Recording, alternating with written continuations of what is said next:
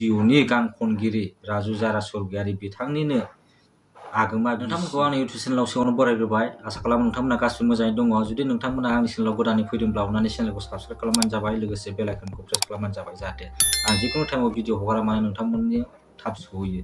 आं दिनै बे भिडिअखौ लाबोनायनि गुबै जाहोनानो जाहैबाय तामुलपुर डिस्ट्रिक्टनि सिङाव थानाय गोरजियापारा होननाय जायगायावहाय जोबोद दुखुनांथाव, सोमोनांथाव आरो रागा जोंथावथाव घटना जानानै थांदों आरोना दाखालिसो। दा जोंनि बर'निनो गान खनगिरि थारमाने सिंगार एनबिडि फिल्म प्रडाक्शनजों दिहुनजानाय आं थांनो नाङा आंखौ गारना होननाय मोनसे भिडिअनि गान खनगिरि राजु जारा स्वर्गियारि बिथांनिनो आगोमा बिसिया थारमाने गावनि बिहावखौनो दै गुदुंजोंहाय सारना होदों आरोना ओंखाम जाफुबाय थानाय समावनो। दा जोबोद दुखुनांथाव आरोना, जोंनि बर'निनो सासे नामजानाय गायक आरोना गान खनगिरि बिथांनि आगोमा बिसियानो गावनि बिहावखौहाय दै सारनानैहाय दा नै नायबानो जाबाय नोंसोर स्क्रिनाव मोखाङा माबायदि जादों। थारमाने फुरा डेमेज जाबाय आरोना, मोखाङाथ' थिफुला थिफुलि जाजोबखाबाय, गासिबो सेस डेमेज जाजोब्बाय। ओमफ्राय थारमाने फिसा फिसौ जालुयोमोन आरोना। बोराय मानसियाथ' नोंखौ एसेबाबो माबा मोनसे होनखागोन, फिसौखौ अनो बिसोरबो। थारमाने फिसौनि खेथ्रआवहाय जादों बिसोरनि घटनाया। थारमाने फिसौआ ओंखाम जानोसै होनबाबो जेनेबा ओंखाम जानायनि सिगांबो सोंग्रोयोसो जाहैबाय, ओंखाम जायोना जाया, ओंखाम जाया होनबानो जाहोला, बेफोरबायदि आरोना। दा बिबौआ बेखौ गावसोरजों ओंखाम जाफाबाबो, बिबौमोनजों फिसौआ ओंखाम जाफाबाबो बेखौ बादा होयोमोन जाहैबाय, जाफानो नाङा मानो नाङा बिबौमोनजों, जेनेबा बेफोरबायदि मोनसे घटना जालुबाय थायोमोन आरोना। दा बे दाखालिसो ओंखाम जाहोबाय थानाय समावनो बेयावबो बिदिनो जादोंमोन खोमालाय, ओमफ्राय बेयाव दै सारना होदों आरोना। दा मोखाङाथ' फुरा डेमेज जाजोब्बाय। दा नोङो मोखां डेमेज जाबाय दे, भुलाव जाबाय, रागाव जाफ्लांबाय, ओमफ्राय बेखौ हस्पिटालाव लांनांगौमोन, जथ्न' लानांगौमोन। दा बिसोर मा खालामखो, बिनि उल्था खालामबाय आरोना। बिसोर सारखांनायनि उनाव हरजों हर बिसि फिसा खारबायसो। फिसायाबो ओरैबायदि जाम्बा जाबाय माने मा बुंबावनो, बिसियानो दबायाव लानानै थांखो ना माखो आं मिथिला बेखौहाय।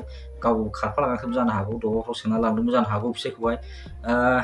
थारमाने बिफा बोरायखौ नायनांगौआ बिनिबो दायथ'मोन। जोंनि एथ' मोजां नाम जाबाय राजु जारा, जेनेबा आंखौ थांनो नाङा आंखौ गारना होननाय। नोंथांमोना बे भिडिअखौ नायनो हागोन, आं डिसक्रिपसनाव होना दोनगोन, मिथिबायना, लिंकखौ नायहैबानो जाबाय। बिनि गान खनगिरिनि आगोमा बिसियानो बे घटनाखौ खालामदों आरोना। जोबोद दुखुनांथाव, लाजिनांथाव आरोना बे बाथ्राया। दा जोंनि गेजेरावहाय बर' समाजाव बेबायदि जालुबाय थाबोगासिनो दं आरोना। ओमफ्राय नै मोनसेसो बिनि उनावनो मोनसे घटना जालायबाय। थारमाने लजिता दैमारि आरोना, माने उदालगुरिनि। थारमाने लजिता दैमारिया सिख्ला आरोना, उदालगुरि आश्रमावनो थानानै बिथाङा नार्स मावोमोन आरोना। दा बे नार्सआ मा जालायखो, सोरबा बिसि फिसा गोनांखा मानसिखौनो, बोरायखौनो लानानै खारलायबाय, दस्रा हौवाजों खारबाय आरोना, बिसि गोनांखा हौवाजों खारदों आरो। दा बिदिनो आरोना दुखुनांथाव जोंनि समाजावहाय जाबोगासिनो दङ। दा नैबेखौसो आं दुखु मोननाया, सिंगार, सासे बर' सिंगार नाम जाखाबाय, बिथांनि बिसियादि बिदि खालामनांगौ, आरो खालामबाय दे, जोब्बाय, घटनाया जोब्बाय, निमाहा बिलायलायनानैहाय जे बे बोरायखौ फाहामनांगौ, बिफाखौ फाहामनांगौनि दायथ', जेनेबा बे दायथ'खौ गारनानै मारै हिनजावजों खारफाखो। दा सोंनाया बेसो आरोना। थारमाने हिनजावा नामा आरोना, गहपुरनि होननानै मिथिनाय मोननाय जादों, गहपुरनि सफिरा होननाय हिनजाव नामा। गावनि बिफा बोरायखौहाय बेबायदि सारबाय, सारनायनि फरे नोङो जथ्न' लायालासिनो गावसोर उल्था खारनाया मोजां जायाखै आरोना।